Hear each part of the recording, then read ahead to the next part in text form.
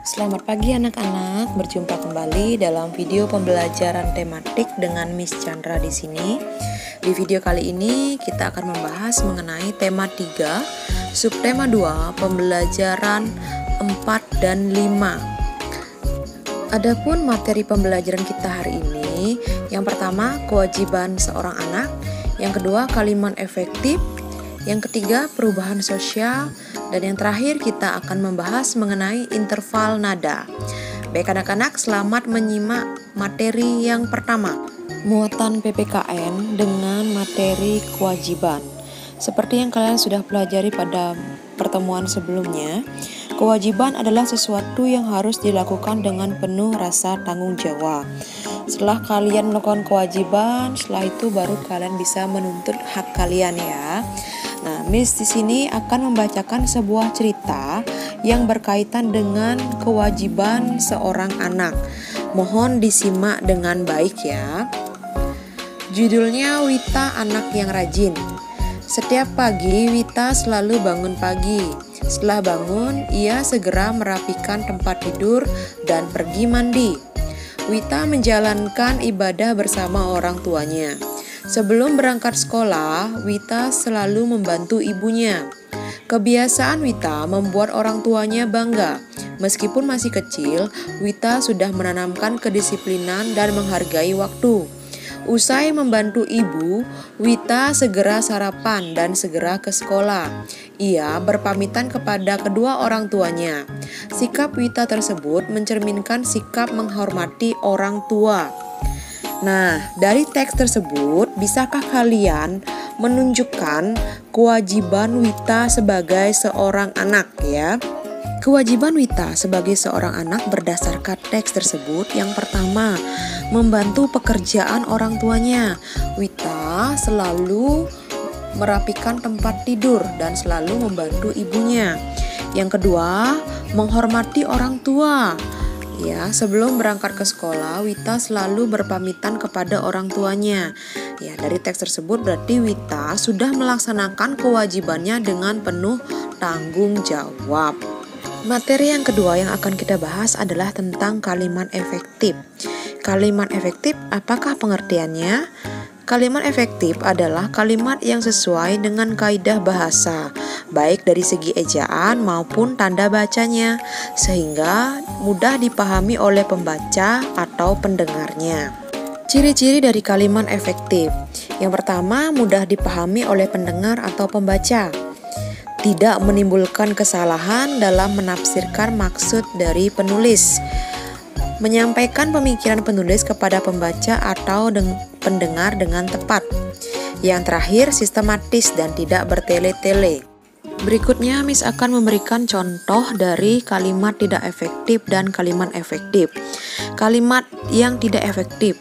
Sekolah membagi-bagikan buku pelajaran ke semua siswa kelas 6. Itu tidak efektif ya, karena bertele-tele kalimatnya. Nah, kalimat efektifnya kita rubah. Sekolah membagikan buku pelajaran kepada siswa kelas 6. Nah, itu contohnya ya. Miss lanjutkan ke muatan IPS tentang perubahan sosial budaya. Apakah pengertian dari perubahan sosial? Perubahan sosial merupakan perubahan unsur-unsur atau struktur sosial dan perilaku manusia di dalam masyarakat dari keadaan tertentu ke keadaan yang lain.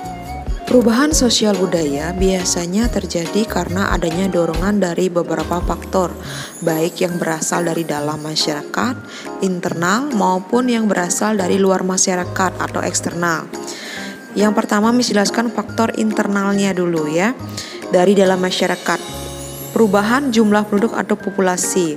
Bertambah atau berkurangnya penduduk dalam suatu wilayah menyebabkan terjadinya perubahan sosial, baik daerah tujuan maupun daerah yang ditinggalkan.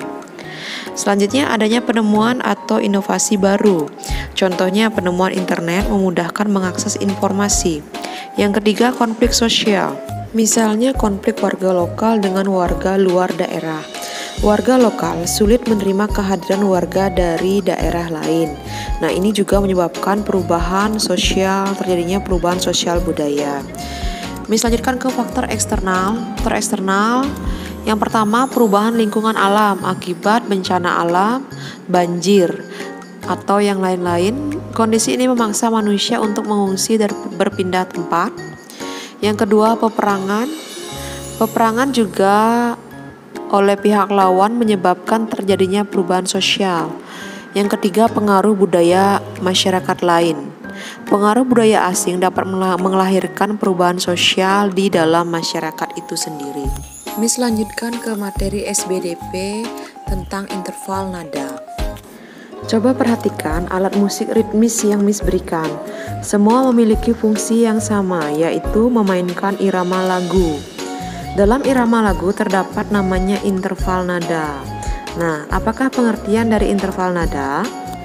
Pengertian dari interval nada adalah sebuah jarak antara satu nada dengan nada yang lainnya. Selanjutnya ada jenis-jenis interval nada. Yang pertama prim, yaitu interval nada dari nada satu ke nada yang sama, do ke do misalnya. Yang kedua second, yaitu interval nada dari nada satu ke nada kedua di atasnya atau di bawahnya, misalnya do ke re. Yang ketiga terts, interval nada dari nada satu ke nada ketiga, do ke mi contohnya. Quart, yaitu interval nada dari nada ke-1 ke nada ke-4 di atasnya, do ke fa, re ke sol contohnya, mi ke la. Yang kelima ada quint, yaitu interval 5 nada. Ada sek, ya adalah interval 6 nada. Septim, interval 7 nada. Dan yang terakhir ada interval 8 nada oktav.